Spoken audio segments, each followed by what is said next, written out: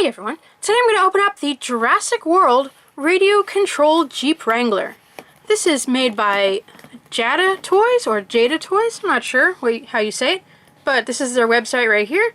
And I've had this for a while, but I just haven't had time to open it and play with it. And I had to get a whole bunch of batteries for it, because it takes 6 AA batteries.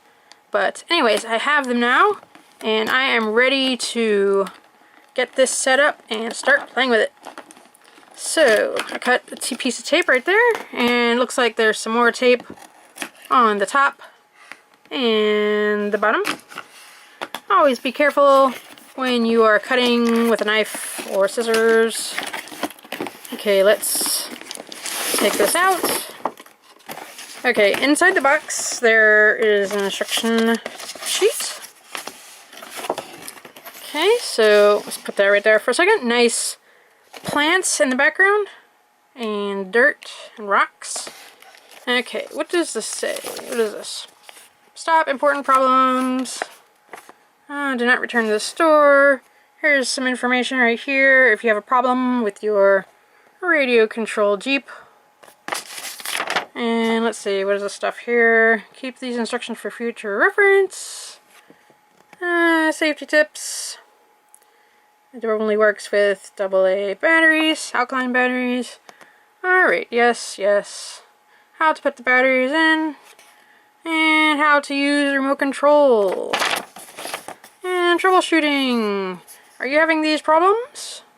Well then try these solutions right here. Alright, let's see. How do we get this out of here? There is some wire with some tape over the wire. So we have to take the tape off. Alright, I'm going to speed this up and I will be right back.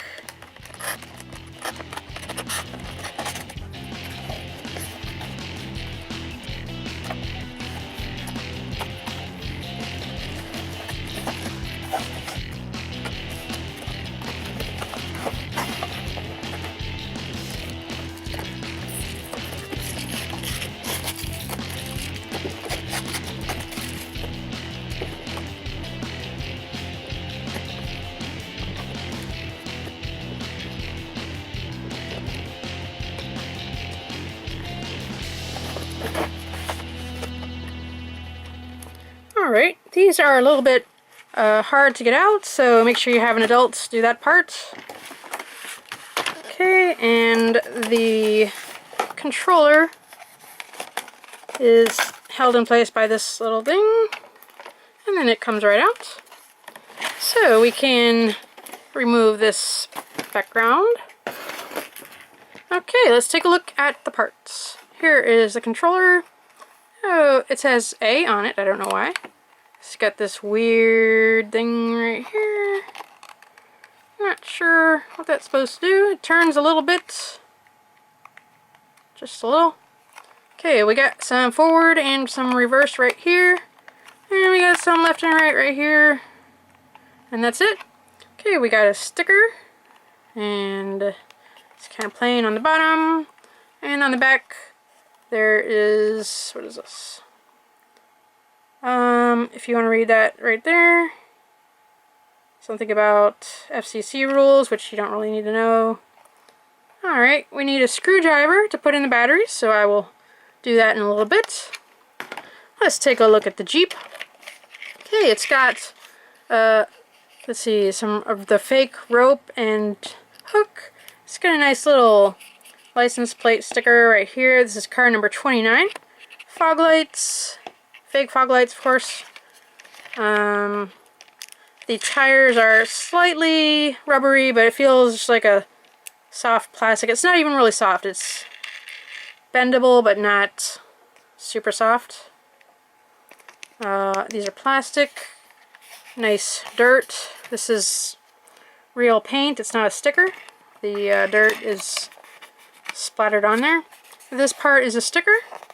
The Jurassic Park logo. I think that brown part of the sticker is printed onto the sticker. It's not paint. But this is all paint right here. It's got a little rear view, side view mirror window. Mirror. I'm not sure what that dot right there is. let's see, some little bit of dirt right here, fake dirt. It says Jeep, silver headlights. I don't know why they couldn't paint silver in there also. Let's see, in the back, nice cargo bay, nice roll bar. The seats are kind of thin right here and flat on the back. Nice tire cover. It is pretty sturdy, I guess. It's a license plate on the back. There's some little dirt on the this light and not on that one, but that's alright because, you know, dirt is random. Dirt can randomly go wherever it wants. Nice clear windshield. There's no, the seats are right flat up against the floor, which is not very realistic, but there is some room in there. Like if you had an action figure, you could maybe slide it in there if their feet weren't too big. So there's a little bit of room in there, but not too much. Okay, here's the gas cap. You can see the screws holding that wheel on, and this one does not have that, but this one does. On the bottom, we have some information about Jeep and Universal Studios. Another A. I don't know what the A's are for. Maybe, are there other ones that say B? And maybe you could play with an A and a B together, but not two A's. I'm not sure really what that is for. Push down to open. Here, some writing right here. Something about the FCC again. Here's the on and off switch. Pretty nice switch. Okay, what happens when I push this button here? I don't know. Alright. Here is the steering adjustment. It's upside down, sorry. Jada Toys. Okay, so if your steering is a little bit crooked, like, let's say it's a little bit too much that way when you let go of it, then you should be able to adjust this and it would turn a little bit, I think. If I can just turn it. It doesn't want to turn.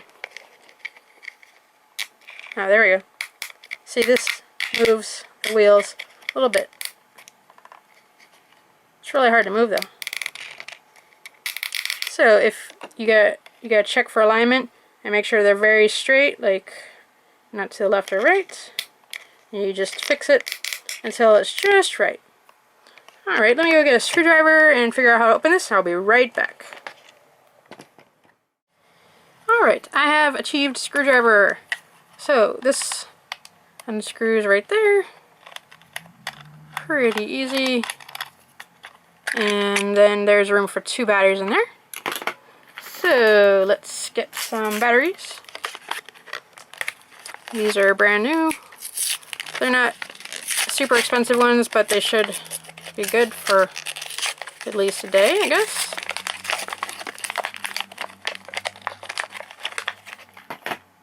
Okay, we got this one goes in there, and this one goes in there.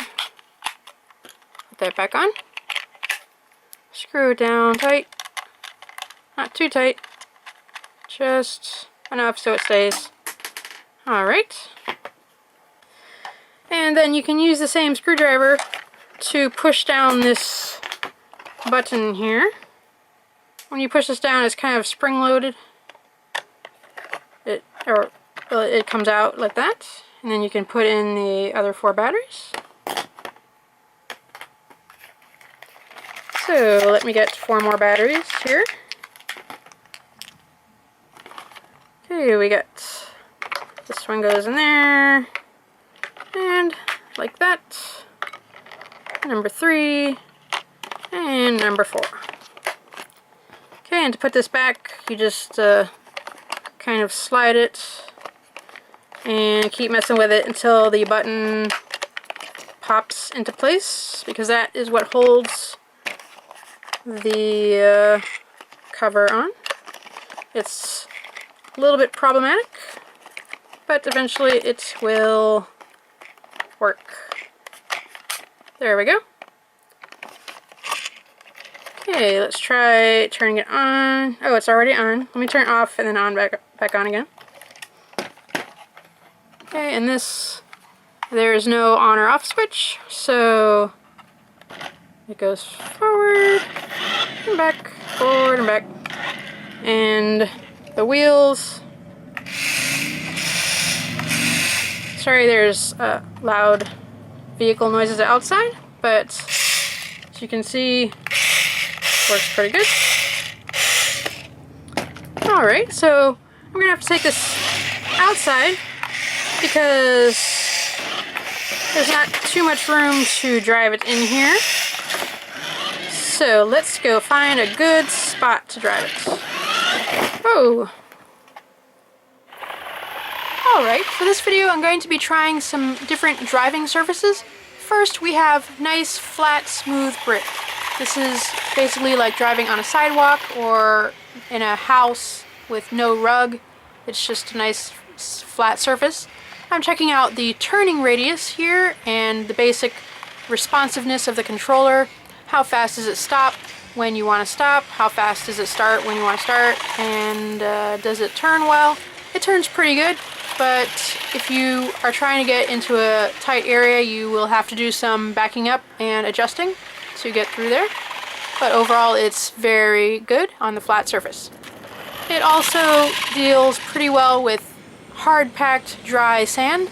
It slows down a little bit. You can see that there's a slight decrease in speed when it hits the sand, but it is very doable. It can deal with the sand pretty well. Next, we're trying out a well-traveled path of dirt. It does pretty good on that. It does a pretty good speed. It does not like grass at all. You cannot drive in the grass. Here's another dirt road. This is checking out the turning radius and responsiveness on the dirt and turning in a small area. Checking out how it deals with pebbles and rocks and slight elevations of bigger rocks.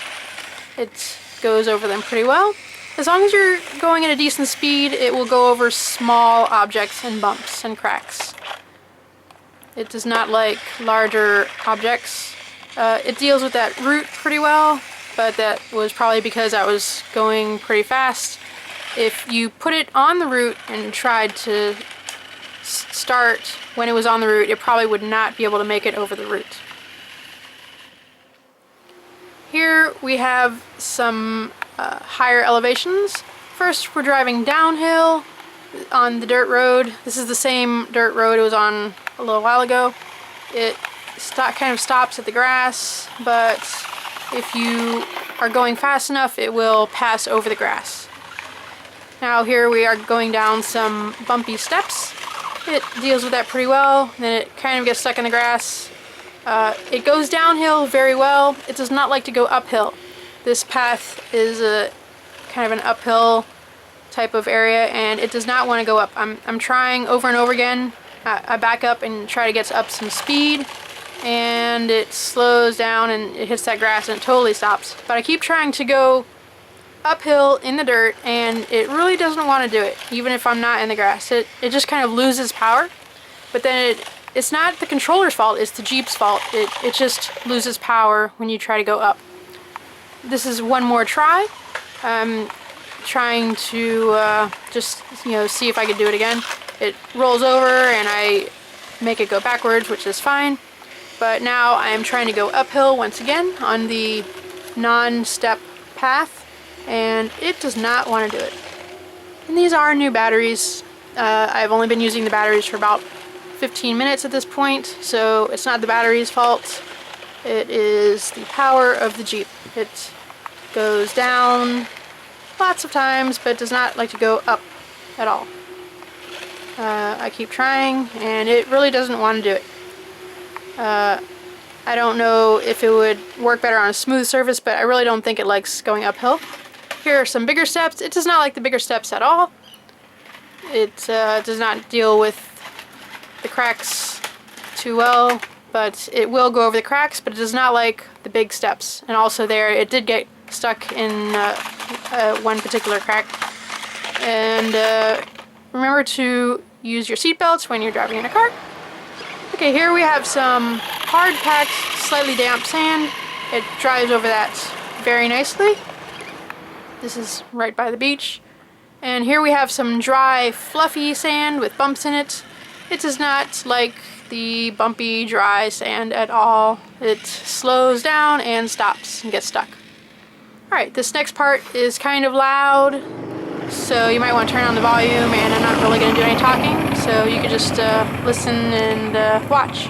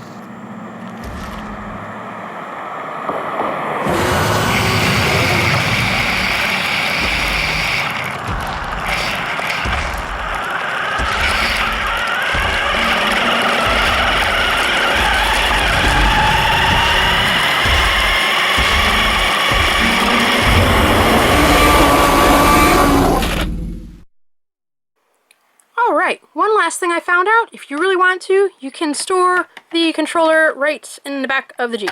It's not made to fit in there because it's a little bit loose, but it does fit pretty nicely, and you won't forget where your controller is because it will always be right in your Jeep. Alright, I hope you enjoyed this video. Please subscribe if you're not already subscribed so you can see when I put out new videos, and check out my old videos. I have lots of Jurassic Park and Jurassic World and dinosaur videos and car videos and all kinds of other stuff. So check it out, and thanks for watching. Bye!